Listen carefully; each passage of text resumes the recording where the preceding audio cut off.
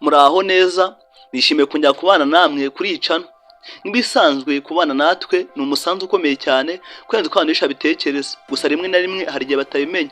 Ushobora kurimo kwibaza ngo uyu munsi tugiye kuganira ku biki. Yego rwose ni byiza kubyibajije.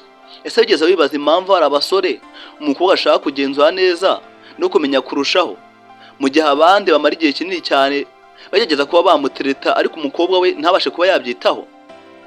Ese ushaka kumenya ibintu umunani bishobora gutuma umukobwa akubona umuntu w'agaciro kandi akagira amatsiko yo kumenya neza kandi akifuza yuko umubano wanyu wazakomera ukagera kure kurenza uko abantu bitekereza?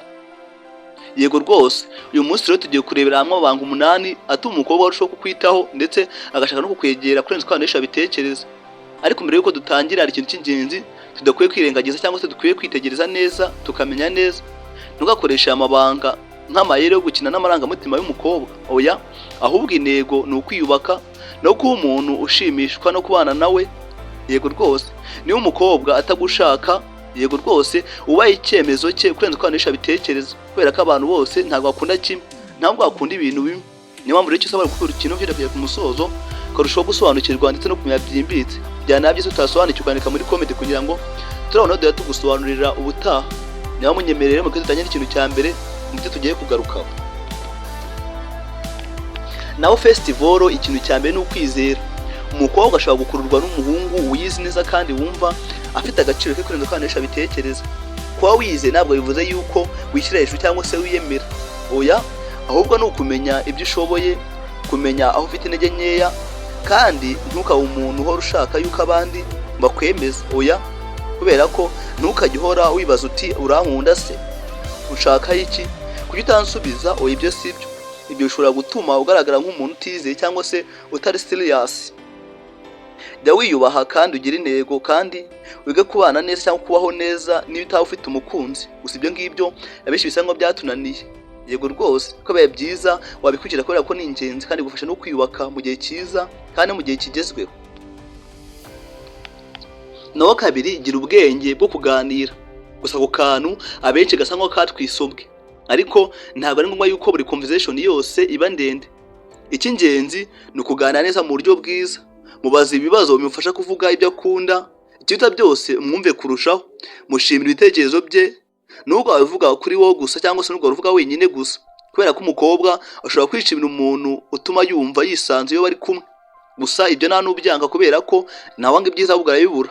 Kuganira neza ntabwo ari ukuganira amagambo menshi, ahubwo ni ukumenya no kumva neza no gusubiza neza mu buryo bwiza kandi burambuye. Gusa ibyo ngibyo abenshi bisa nko byatunaniye ugereranyije. Naho gatatu, ntukabe umuntu uhora mu muriro. Hari abasore batekereza ko kugira ngo umukobwa bakunde bagomba kumwarikira buri munota, buri munsi, every day ndetse na buri mwaka. Ariko aho ngaho igisubizo ni hoya, kubera ko niba uri gukora akazi kawe gakore neza utuje kandi utikanagira, ufite umutekano, niba ufite inshuti zawe rwose zisura neza kandi utikanagira mu buryo bwiza, niba ufite intego zikurikirane uzikurikize kurenza uko abantu bitekereza. Ntukareke ubuzima bwawe bwose kugira ngo usigaye utekereza mu message y'uwo mukobwa. Oya rwose, ibyo ntabwo ari byo. Ni ukuvuga ngo ufite ubuzima bwawe bwiza kandi bwite kandi bukagira icyerekezo, ufite byinshi byo gusangira n'umuntu ukunda kurenza uko abantu bitekereza. Nubwo ibyo ngibyo rimwe na rimwe akenshi bidakurikizwa, ariko hari ikintu kimwe rwose ukwiye kwitondera kurenza uko abantu bitekereza. Kuba uhuze ntabwo bivuze yuko kwirengagiza umukobwa mu buryo bwo gutera amatsiko. Oya, ahubwo ntugakine iyo mikino y'amarangamutima. Nubwo abenshi bisa nko byatunaniye, turindyarya kurenza uko abantu bitekereza. Naho kane, muha agaciro ariko ntukamusenge. Ni ukuvuga ngo umukobwa akunda umuntu umwereka yuko amwitayeho. Ni ukuvuga ngo rero mushimire iyo akwiriye gushimwa, mubwira ibintu byiza ubona kuri we, mushyigikire iyo abikora cyangwa se ibintu akora, ariko ntukamushyire ku rwego rwo hejuru ngo wowe wibagirwe agaciro kawe, kubera ko urukundo ntabwo ari ugusenga umuntu, ahubwo ni abantu babiri bahana agaciro kuri buri wese. Nubwo muri iki gihe abantu bishyiriye ibyabo ngo ari abantu babiri bahatishanya agaciro kuri buri wese. Gusa ibyo ngibyo si byo, ababikora ntibatenda kubona yuko bibeshye. Ibyiza ni abantu babiri bahana agaciro kuri buri wese. Gusa ibyo ngibyo abenshi bisa nkaho byatunaniye. Naho gatanu, gira isuku n'isura bikwiriye.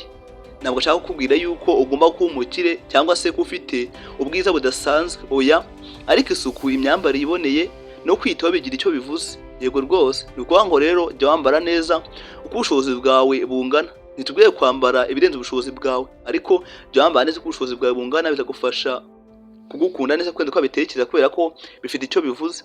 Kiruta byose, jya woga neza, jya witaho umenye umusatsi yawe ndetse n'impumuro yawe cyangwa se uburyo uteyemo. Kandi ikirenze ibyo ngibyo byose, jya wiyubaha kurenza ibindi byose, kubera ko umuntu wiyubaha aba yerekana ko azi agaciro ke. Gusa ibi ngibyo benshi byatunaniye, kubera ko kwiyubaha bisa nkaho byatunaniye, ariko biba byiza kwiyubaha kurenza uko abantu benshi babitekereza. Gusa ibyo ngibyo rwose kuri twe ni ikizira. Uburyo duteyemo muri iki gihe byacanze benshi. Naho gatandatu, gira intego mu buzima bwawe. Umukobwa ashobora kwishimira umuhungu ufite icyerekezo cyangwa se vision. Ntabwo bivuze ko ugomba kuba ari umukire rwose, aho ngaho igisubizo ni wowe. Ahubwo ugomba kuba ufite aho ushaka kugera cyangwa se ushaka kugana. Waba wiga, waba ukora ikintu runaka, waba wubaka business runaka, waba wiga umwuga runaka. Icy'ingenzi ni uko ubuzima bwawe budatekereza cyangwa utagendera ku gutekereza umukobwa gusa. Oya, ahubwo umukunzi agomba kuba kimwe mu gice cy'ubuzima bwawe. Ntabwo agomba kuba ubuzima bwawe bwose. Oya, ahubwo agomba kuba kimwe mu gice cy'ubuzima bwawe kuko abantu benshi babitekereza. Oya, yego rwose. Niyo mpamvu rero icyo usabwa ari ukwikurikira ibyo ngibyo, nubwo abenshi byatunaniye. Naho karindwi, jya umwubaha kandi wubaha imipaka ye. Iki nicyo kintu abantu benshi birengagiza kurenza uko abantu benshi babitekereza. Niba umukobwa atakwishimiye, ntukayimuhatire rwose, kubera ko haba hari impamvu ibimutera. Niba atiteguye kuvugana nawe, muha uwo mwanya rwose yisanzure.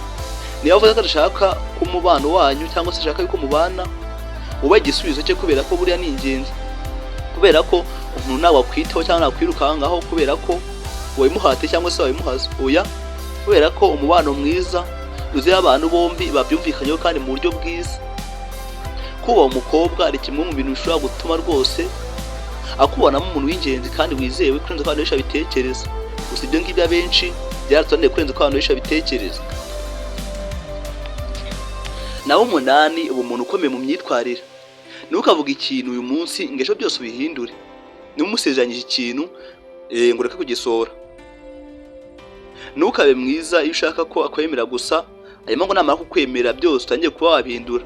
Oya, ahubwo jya umuntu umwe, kubera ko consistency ni ingenzi cyane kurenza uko bamwe babitekereza. Iyo umukobwa abonye ko amagambo yahuye n'ibikorwa byawe, icyizere kirakura kurenza uko bamwe bashaka kuba babitekereza. Kandi iyo icyizere cyubatswe neza, umubano nawo ushobora kugira imizi ikomeye cyane kurenza uko bamwe bashaka kuba babitekereza. Dore ukuri kw'ingenzi. Niba ushaka yuko umukobwa akwifuza, ntukibane mu buryo wakoresha mu mayeri kugira ngo umukobwa abashe kuba wakwirukaho.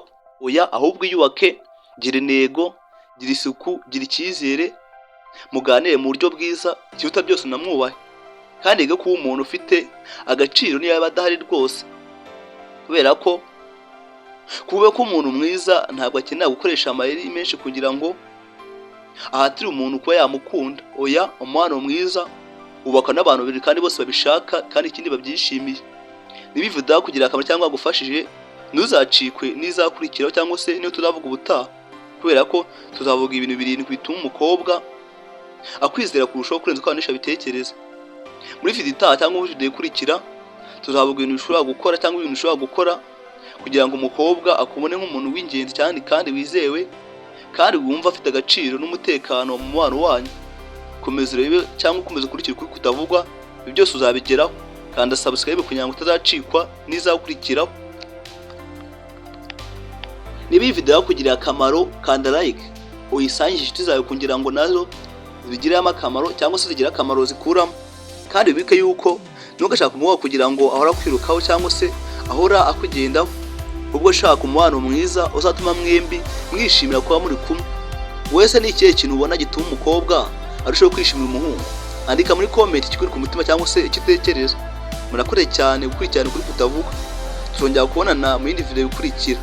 Nk'ibisanzwe ni Prince Umurabo.